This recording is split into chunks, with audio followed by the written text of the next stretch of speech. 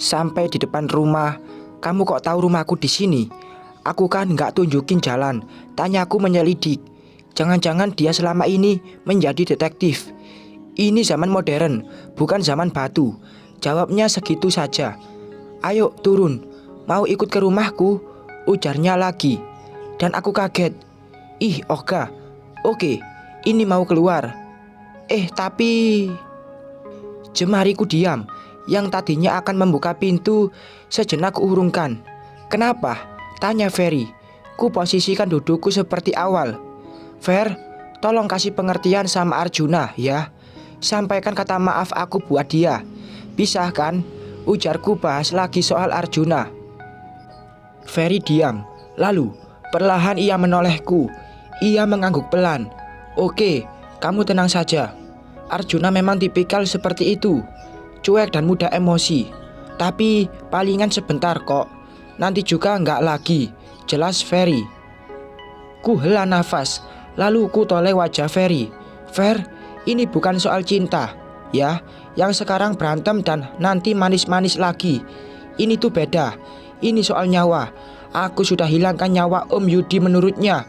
Dan ini benar-benar bukan sebuah pertengkaran antara kucing dan anjing. Kamu serius dong? Ujarku kesal. Ya ampun, siapa yang gak serius? Seriusan. Aku nanti bilang dan tenangin Arjuna. Kamu jangan khawatir. Gampang. Jawabnya santai. Jelas aku makin kesal. Segera ku raih gagang pintu. Sudahlah, aku turun. Kamu gak usah masuk ya. Lain kali saja. Ketusku. Pintu mobil segera ku tutup. Namun Ferry membuka kaca pintunya. Bu Aurel, saya pengacara Anda. Kok Anda begitu sekali sama saya? Ejeknya memanggilku dengan sebutan ibu. Pengacara baru jadi. Aku belum tahu kamu baik atau jahat. Sudah ungkapku lagi. Aku segera membalikkan badan. Hei Bu, teriaknya lagi. Dia memperlihatkan wajahnya lewat kaca mobil. Lumayan sedikit kesal. Mau apa lagi? Apa lagi? Kesalku. Ini tasnya atau tidak butuh? Ujarnya. Seketika tubuh ini berbalik 180 derajat. Agak sedikit malu, tapi ditahan. Kupikir dia akan apa. Oke, makasih. Ku raih tas dan segera pergi. Jangan jutek, seret jodoh, umpatnya. Ku balikan tubuh ini lagi. Namun dia telah berlalu dengan mobil silver yang beberapa saat tadi ku tumpangi. Aku mendeci kesal. Non, pemakamannya sudah selesai. Tanya si Mbok pas aku masuk ke dalam rumah. Kembali riuh hati ini berbeda. Yang tadinya kesal pada Ferry, kini teringat Om Yudi kembali. Ku dorong tubuh ini ke sofa, lalu duduk dengan pelan. Sudah Mbok, aku gak nyangka Mbok, aku akan secepat ini kehilangan almarhum. Padahal selama ini dia sangat baik. Jelasku dengan nada lirih. Si Mbok duduk. Ia elusi lengan yang sudah lengket dengan keringat menempel di baju ini. Sabar ya, Non. Ini sudah takdir Gusti Allah. Kita doakan saja semoga almarhum tenang di sana. Amin. Makasih ya, Mbok. Dengan lesu aku menjawab. Tatapan ini masih kosong, melamunkan sikap Arjuna yang masih membenciku. Ini seperti dilanda sakit hati. Aku tak bisa berhenti memikirkannya. Jelas saja, aku memang bersalah dalam hal ini. Non, kenapa? Tanya si Mbok. Mungkin ia melihatku yang sedang melamun ini. Aku hanya bisa menggelengkan kepala. Jangan meratap orang yang sudah meninggal, Non. Nggak baik, kata si Mbok. Duduk, Mbok, suruhku pada si Mbok. Telapak tangan ini menepuk sofa bermaksud supaya si Mbok cepat duduk lagi. Ada apa? Tanyanya. Terdiam sejenak. Mbok tahu nggak? Orang yang sudah buat Om Yudi celaka itu suamiku. Mungkin dengan Maya juga. Mendengar kalimat barusan, si Mbok kaget setengah mati. Hah? Kok bisa? Mereka akan ditahan, Non. Si Mbok sama kagetnya denganku pas di awal tadi. Iya, mereka ada jamin. Jadi mereka bebas. Dan rekaman CCTV menangkap kalau suamikulah yang rusak rem mobil Om Yudi. Aku juga nggak ngerti. Kan di rumah Om Yudi ada satpam. Kok bisa ada orang masuk? Kembali aku jelaskan. Si mbok masih menganga.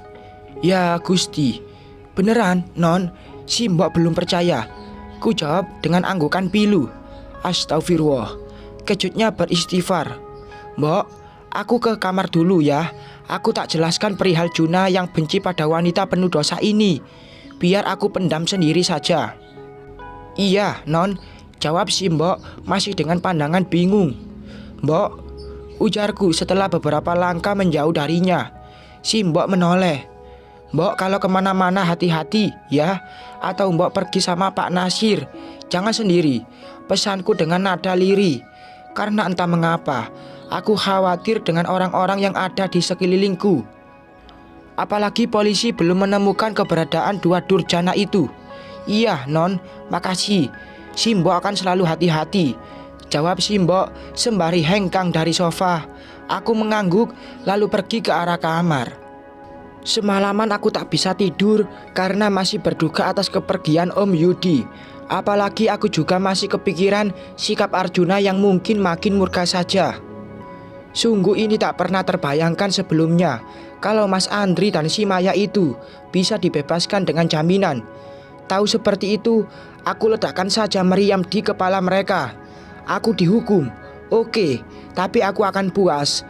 Dan orang yang selalu melindungiku mungkin tak akan merenggut nyawa secepat ini. Astagfirullahalazim, ini sudah takdir dari Tuhan. Usia Om Yudi memang hanya sampai kemarin sore. Tapi kalau saja dia tak terlibat dengan masalahku, mungkin nyawa Om Yudi tak akan lenyap dengan cara seperti itu. Selama ini aku tak pernah kenal dengan Arjuna. Padahal Om Yudi adalah orang yang cukup dekat denganku. Kami tak pernah diperkenalkan. Tapi untuk apa juga? Memang kalau almarhum Om Yudi punya dua anak, aku tahu. Hanya tak pernah melihat wajah mereka, sekalipun di medsos. Karena aku bukan tipikal wanita yang selalu ramai di medsos. Bagaimana cara aku meminta maaf dan memastikan kalau pria jangkung berkulit kuning condong ke putih itu tak lagi membenciku? Ya kalau harus didaur ulang pikirannya. Ini memang musibah. Siapa yang tahu? Apa aku ajak dia bertemu? Ah, susah. Apa aku telepon Arjuna dan meminta maaf? Nomornya?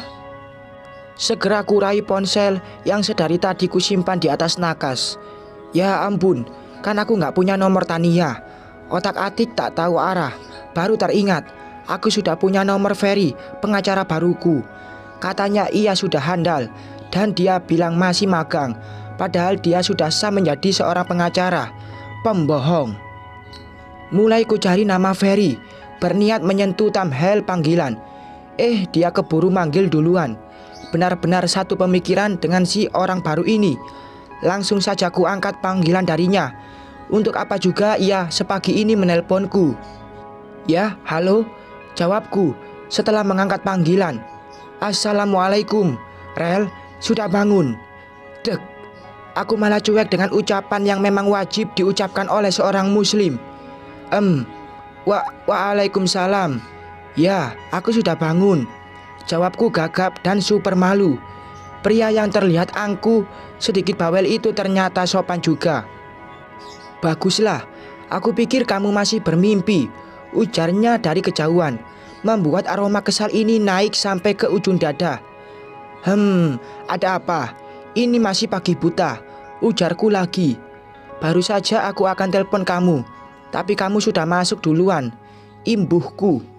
Spontan kaget juga dengan apa yang aku katakan. Bisa-bisa dia pikir aku...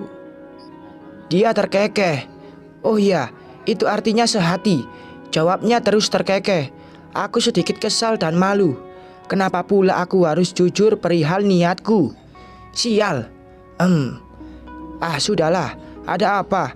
Jangan-jangan kamu mau nyuruh aku mandi terus sarapan, candaku. Baru pertama kali bertemu, tapi dengan sikapnya seperti itu membuat aura humorisku spontan keluar. Dia yang memulai sejak awal. GR, tapi memangnya kamu belum mandi? Tanyanya malah serius. Ku acak rambut yang baru saja berkeramas ini. Memang setiap pagi aku lebih suka berkeramas biar segar. Sudah, cepetan, ada apa? Tanyaku kesal. Oke, kekehnya. Gini, kamu tahu kan, kalau Pak Warisman itu hanyalah seorang suami yang dimandatkan oleh istrinya atas perusahaan. Sepertinya Ferry akan bahas hal serius. Aku segera beranjak dari cermin dan menuju ke balkon. Sambil kuhirup udara segar, tak lupa pula uraikan handuk di bahu untuk mengulas rambut hingga lumayan kering. Ya, kenapa? Aku tahu kok, jawabku penasaran. Oke, jadi menurut aku, Pak Warisman gunakan kekuasaannya tanpa diketahui istrinya. Jadi, kalau sampai istrinya tahu, Pak Warisman pasti akan ditendang dan kehabisan akal. Kamu ngerti kan maksudku? Dia menjelaskan. Bahasanya lugas dan lumayan menjorok ke arah benak ini untuk memikirkan ide. Tapi aku sudah selidik semuanya. Semua aset yang dipegang oleh Pak Warisman itu semua masih atas nama istrinya. Jadi kamu ngerti kan, kita harus melakukan apa? Soalnya polisi sampai saat ini belum temukan mereka. Pasti mereka disembunyikan dan bisa jadi di sekeliling kita. Tapi dengan uang, apa sih yang gak bisa? Jelas Ferry lagi. Memang aku juga berpikiran hal yang sama. Mana mungkin mereka tidak bisa ditemukan. Sedangkan belum lama setelah terjadi kecelakaan Om Yudi, Mas Andri masih ada di sekitar kota ini. Oke, aku akan temui istri Om Warisman. Aku akan minta bantuan dia untuk mengembalikan si Maya dan mantan suamiku. Ujarku mendapatkan ide. Sudah jadi mantan? Sidang juga belum? Cetus Ferry. Jelas moodku kembali memburuk.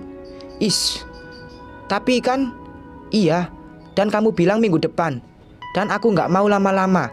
Sampai gagal, ku pecat. Sedikit emosi bicara dengannya. Dia malah terkekeh. Oke, pasti gak sabar pengen kawin lagi, kan? Ingat, masa idah juga lama. Ujarnya mengejek. Ku gigit benda pipi yang kini ku pegang karena kesal dengannya. Bisa-bisanya pria seperti dia lulus jadi seorang advokat. Sudah. Oh iya, aku mau minta nomor Arjuna. Kamu pasti punya kan? Kini beralih tema. Ferry sejenak terdiam. Ferry, Mas Ferry, candaku dengan nada dibuat-buat. Oh, oke. Nanti ku kirim langsung. Sekarang pintaku. Oke. Jangan lupa kita siang ini temui istri Pak Warisman. Dia bicara lagi. Kita? Aku saja. Aku juga bisa. Jawabku berkilah tak mau pergi dengannya. Oh, oke. Kalau istrinya langsung percaya, bisa-bisa dia pikir kamu selingkuhannya.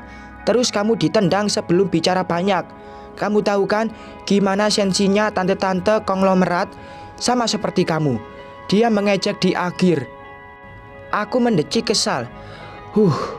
Oke, nanti kita berangkat sama-sama. Tapi aku cari tahu dulu alamatnya. Jawabku mengerucutkan bibir dan menarik sudut bibir di akhir. Berniat menghubungi orang kantor untuk tanya alamat Om Warisman. Tuh kan, lelet. Aku sudah pegang alamatnya, semuanya. Bahkan ketiga rumah juga villa-villanya. Dia menjawab dengan angkuh. Lumayan kaget. Tapi ku perdengarkan biasa saja supaya dia tidak kegeeran. Oh ya, baguslah. Lumayan, jadi detektif. Cocok, ujarku dengan nada terserentak. Memang aku detektif handal. Sudah, mandi gih, makan, minum yang banyak.